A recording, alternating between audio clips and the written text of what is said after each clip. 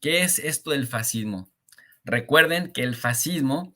sí, para saber qué es el neofascismo, pues primero entendamos la raíz, el fascismo. El fascismo es una ideología, pero también es un movimiento político, pero también una forma de gobierno de carácter totalitario, es decir, que quien gobierna, gobierna en su totalidad,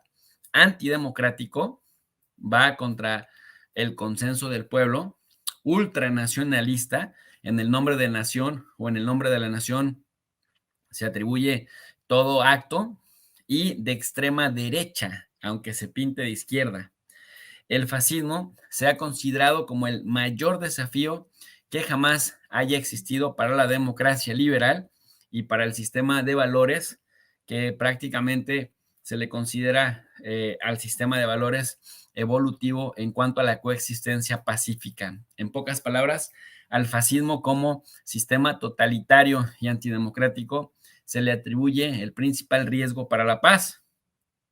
En ese contexto, el fascismo proviene de su raíz italiana fascio, facio o facho, y a su vez del latín faces o fascis, que alude a los signos de la autoridad de magistrados romanos. Cabe señalar que entre sus principales rasgos se encuentra la exaltación de valores como por ejemplo la patria o la raza para mantener permanentemente movilizadas a las masas, lo que ha llevado con frecuencia a la opresión de las minorías,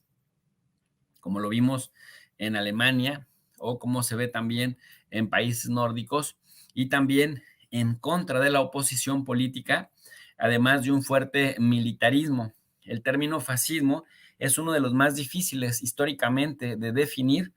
puesto que en las ciencias políticas, desde los orígenes de esto,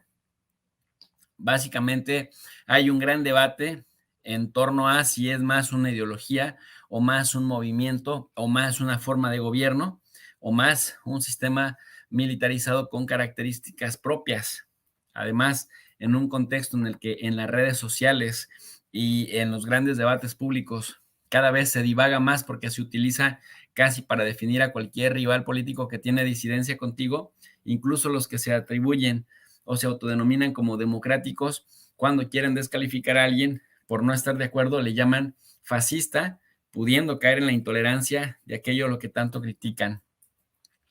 Generalmente cuando pensamos en el fascismo más contemporáneo, nos recordamos del fascismo de Benito Mussolini en Italia antes de la Primera Guerra Mundial, que luego se difundió en el resto de Europa durante el periodo de la entreguerra. Se recordará que la Gran Guerra fue decisiva en la gestación del fascismo en Italia, pues provocó cambios masivos en la concepción de la guerra, la sociedad, el Estado, también la tecnología.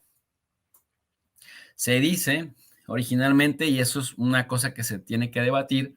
que el fascismo se arraigó en aquellos estados que perdieron la guerra. Pero ¿cómo entender entonces que si Italia ganó la Primera Guerra Mundial,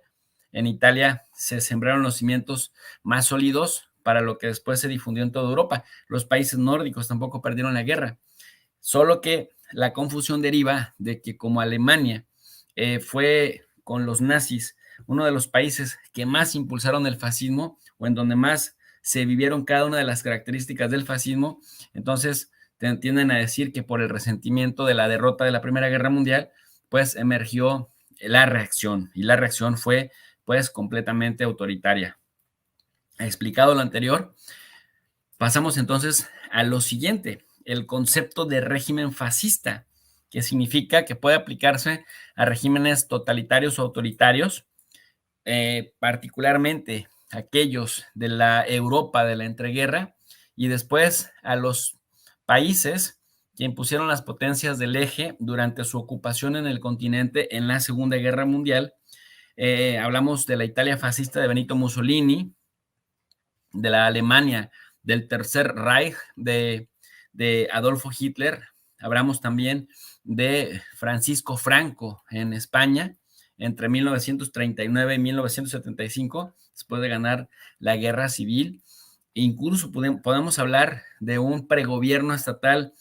sionista que sería el encabezado por Vladimir Jabotinsky. Ahora sería el Likud, ¿no? De donde viene Menachem Begin, donde venía Ariel Sharon y el mismísimo Bibi Netanyahu, que sigue todavía en el poder en Israel,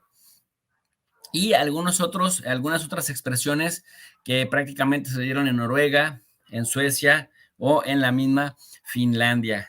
a pesar de que, bueno, a pesar de que son países a los que normalmente se les reconoce como sociedades avanzadas.